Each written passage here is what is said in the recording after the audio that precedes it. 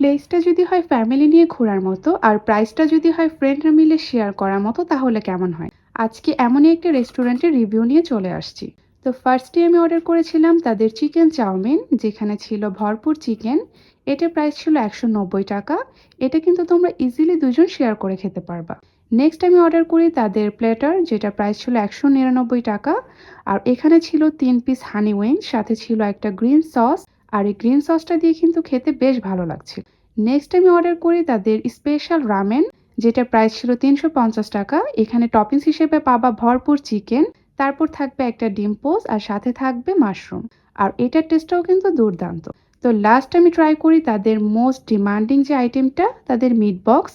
আর এটার টেস্টটাও কিন্তু খুবই ভালো। এটার প্রাইস ছিল 350 টাকা। আর এটাও তোমরা ইজিলি দুজন শেয়ার করে খেতে পারবা। তো চলো এবার শেয়ার করি যে আজকে কোথায় গিয়েছি। আজকে আমরা চলে আসছি গাজীপুরের ফুকো আপডেটে। এটা লোকেশনটা হচ্ছে জয়দেবপুর রেল স্টেশন সংলগ্ন জয়দেবপুর মসজিদ রোড, আরজটা ভবনের ঠিক 3rd ফ্লোরে।